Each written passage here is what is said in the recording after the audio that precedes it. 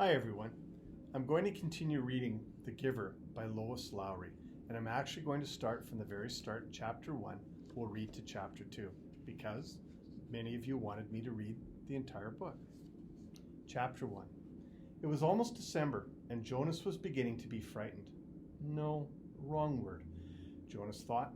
Frightened meant that deep, sickening feeling of something terrible about to happen. Frightened was the way he had felt a year ago when an unidentified aircraft had flown over the community twice. He had seen it both times.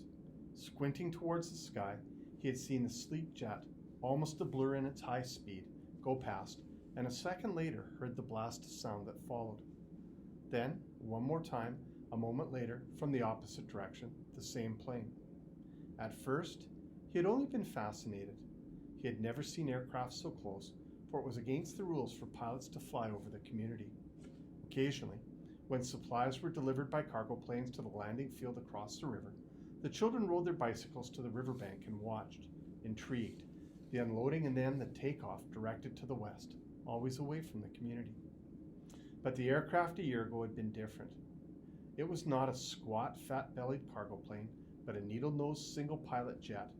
Jonas looked around anxiously, had seen others, adults as well as children, stop what they were doing and wait, confused, for an explanation of the frightening event.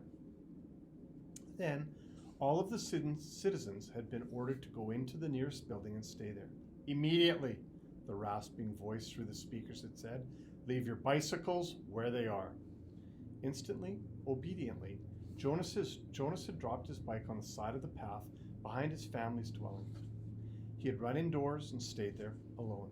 His parents were both at work, with his little sister, Lily, and she was at the child care center where she spent her after-school hours. Looking through the front window, he had seen no people, none of the busy afternoon crew of street cleaners, landscape workers, and food delivery people who usually populated the community at that time of day.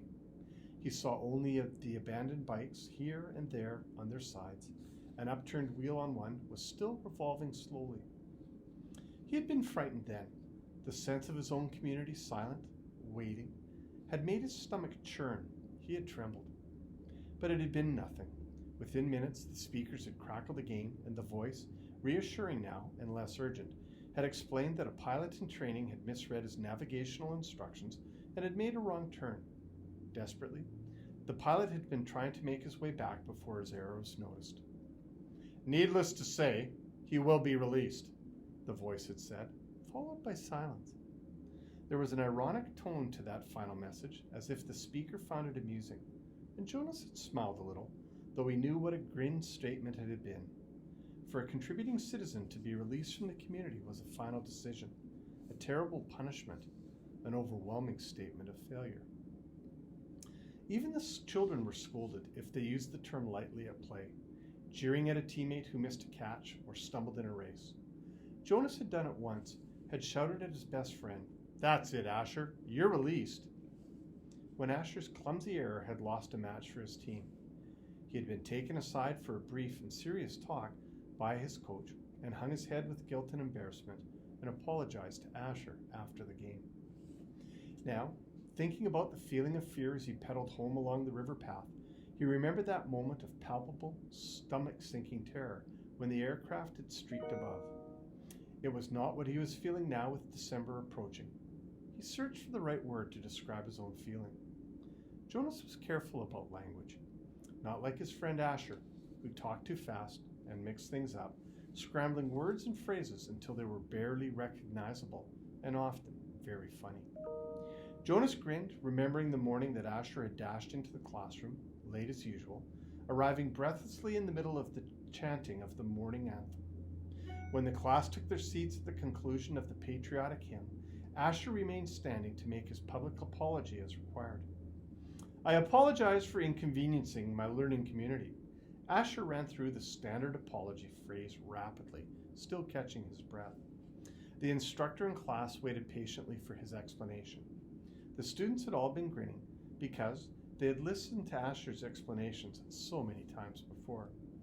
"I left home at the correct time, but when I was riding along near the hatchery, the crew was separating some salmon. I guess I got distraught watching them. I apologize to my classmates, Asher concluded. He smoothed his rumpled tunic and sat down. We accept your apology, Asher. The class recited the standard response in unison. Many of the students were biting their lips to keep from laughing. I accept your apology, Asher, the instructor said. He was smiling. And I thank you because once again you have provided an opportunity for a lesson in language. Distraught is too strong an adjective to describe salmon viewing. He turned and wrote distraught on the instructional board. Beside it, he wrote distracted. Jonas, nearing his home now, smiled at the recollection, thinking, still as he wheeled his bike into its narrow port beside the door, he realized that frightened was the wrong word to describe his feelings. Now that December was almost here, it was too strong an adjective. He had waited a long time for this special December. Now that it was almost upon him, he wasn't frightened, but he was eager, he decided. He was eager for it to come, and he was excited, certainly. All of the 11s were excited about the event that would be coming so soon. But there was a little shudder of nervousness when he thought about it, about what might happen. Apprehensive, Jonas decided. That's what I am. Who wants to be the first tonight for feelings? Jonas's father asked at the conclusion of their evening meal. It was one of the rituals, the evening telling of feelings. Sometimes Jonas and his sister, Lily, argued over turns over who would go first. Their parents, of course, were part of the ritual. They too told their feelings each evening, but like all parents, all adults, they didn't fight and wheedle for their turn. Nor did Jonas tonight. His feelings were too complicated this evening. He wanted to share them, but he wasn't eager to begin the process of sifting through his own complicated emotions, even with the help that he knew his parents could give. You go, Lily, he said, seeing his sister, who was much younger, only a 7, wiggling with impatience in her chair. I felt very angry this afternoon, Lily announced. My childcare group was at the play area, and we had a visiting group of 7s, and they didn't obey the rules at all. One of them, a male, I don't know his name, kept going right to the front of the line for the slide, even though the rest of us were still waiting. I felt so angry at him, I made my hand into a fist, like this. She held up a clenched fist, and the rest of the family smiled at her small, defiant gesture. Why do you think the visitors don't obey the rules? Mother asked. Lily considered and shook her head. I don't know. They acted like animals, Jonas suggested. He laughed. That's right, Lily said, laughing too. Like animals. Neither child knew what the word meant exactly, but it was often used to describe someone uneducated or clumsy, or someone who didn't fit in. Where were the visitors from? Father asked. Lily frowned, trying to remember. Our leader told us when he made the welcome speech, but I can't remember. I guess I wasn't paying attention. It was from another community. They had to leave very early, and they had to have their midday meal on the bus. Mother nodded.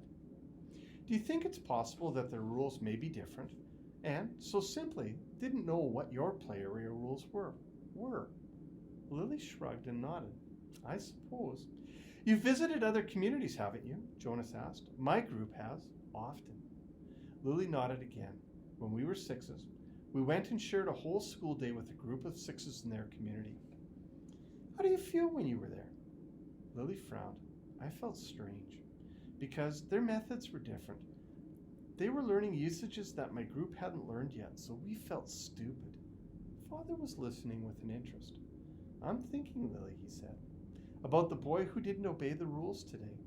Do you think it's possible that he felt strange and stupid, being in a new place with rules that he didn't know about? Lily pondered that. Yes, she said finally. I feel a little sorry for him, Jonas said, even though I don't even know him.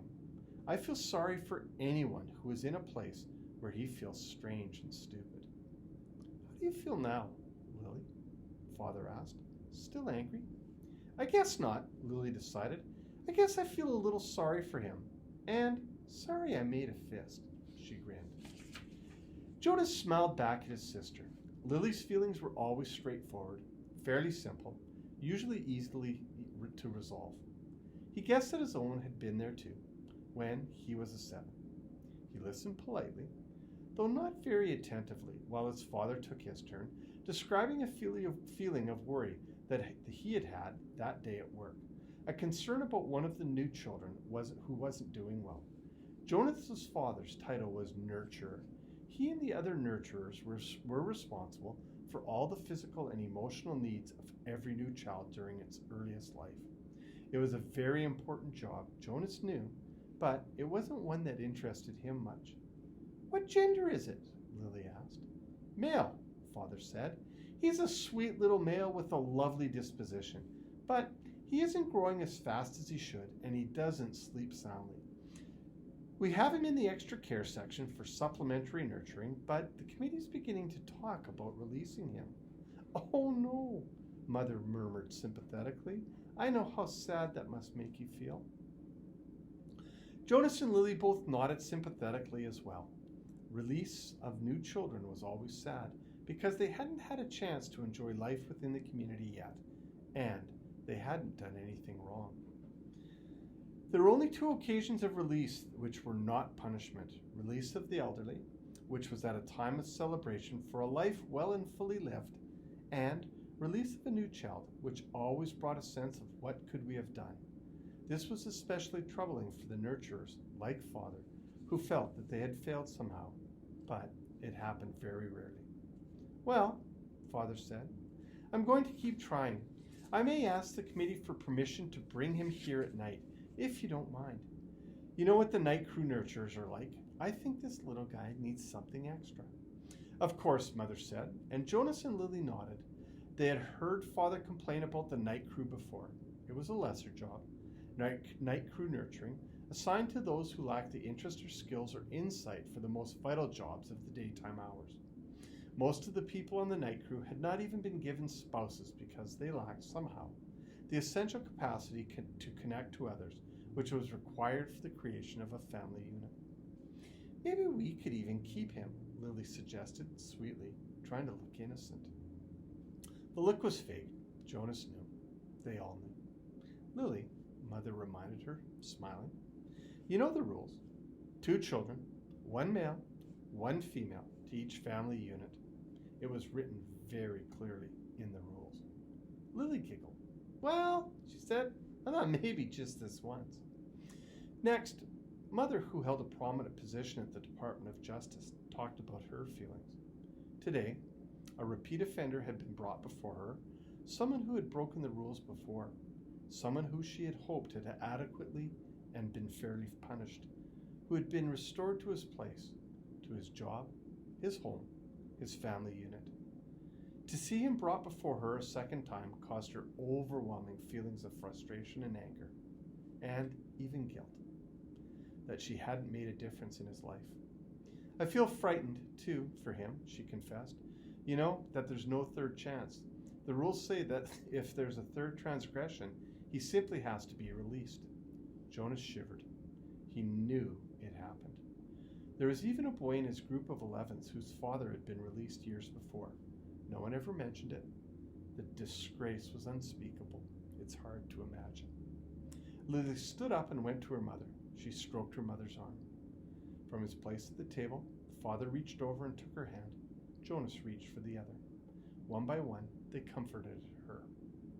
Soon she smiled, thanked them, and murmured that she felt soothed. The ritual continued.